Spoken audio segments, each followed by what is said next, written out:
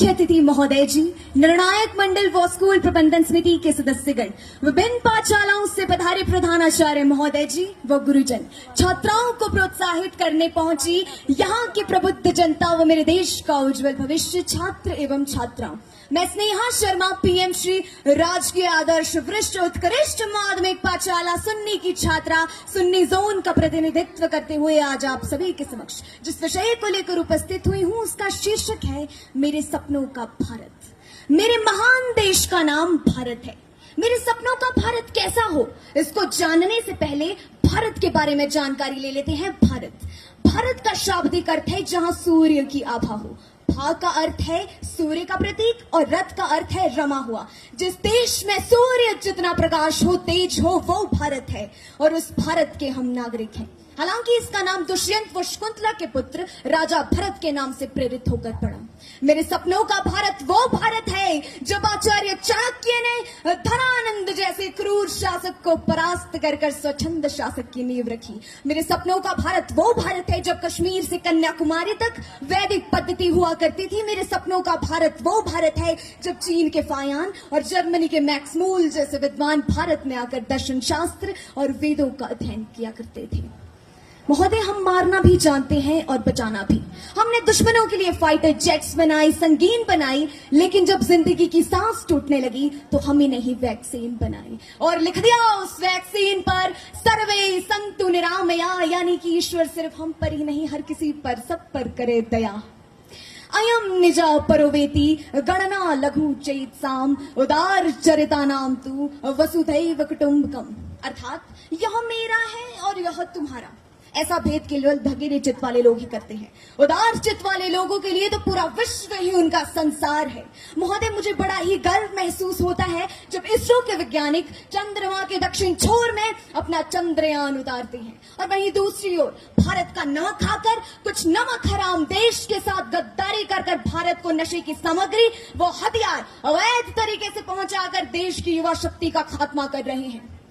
हमारा आज का युवा ही इस देश का आने वाला भविष्य है और मेरा सपना यह है कि यह इस देश का हर एक युवा निडर, साहसी, ईमानदार होकर स्वदेश प्रेम का भाव रखकर देश को आगे ले जाने के प्रयास में गुम होता हुआ नजर आना चाहिए। और वहीं दूसरी ओर वो स्वदेश प्रेम का भाव तो छोड़ो, वो एक ऐसे प्रेम के जाल में फंस चुका है जिसमें 4 बाई 4 इंच की छोटी सी स्क्रीन पर अपनी कोमल अंगुलियों की घर्षण मात्र से अपनी भावनाओं की इमोजी भेज रहा है। 4 बोतल बोट का काम मेरा रोजगार ने भारत का भविष्य तबाह कर दिया है। ऐसे तो मेरा सपना पूर्ण नहीं होगा आदरणीय, हमें छोटी छोटी कोशिशें करनी होगी। युवा शक्ति बैठी है, चाहती हूँ कि गौर करें कि बलिदानियों की उस गाथा में तुम बलिदानियों का एक और पन्ना जोड़ दो।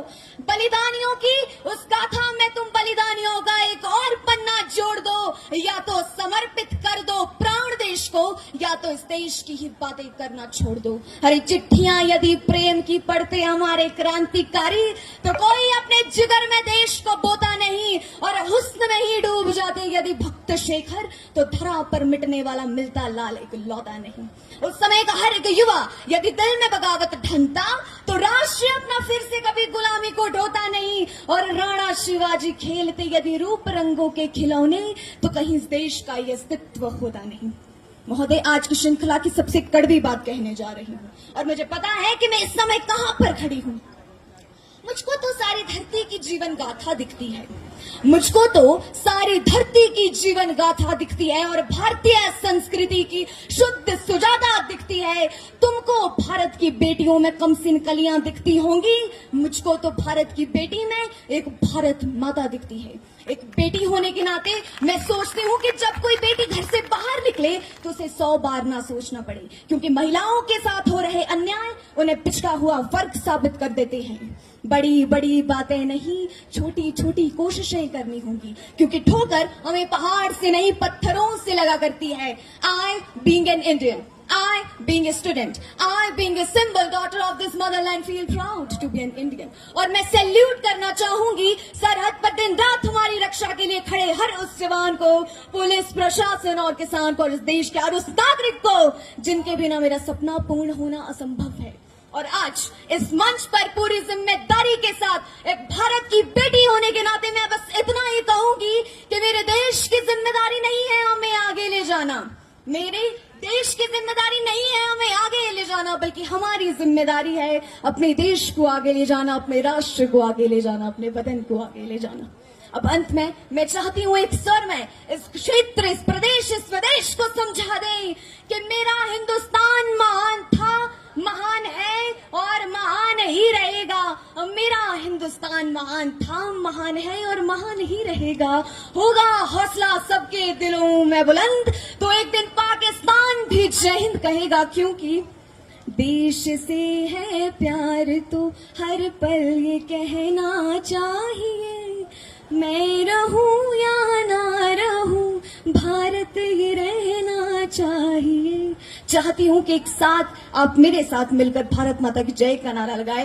भारत माता की जय, भारत माता की जय, भारत माता की जय। आप सभी ने मुझे बड़े धैर्य से सुना, ध्यान से सुना, इसलिए आपका आभार, धन्यवाद। जय हिंद, जय भारत, जय मातृभूमि।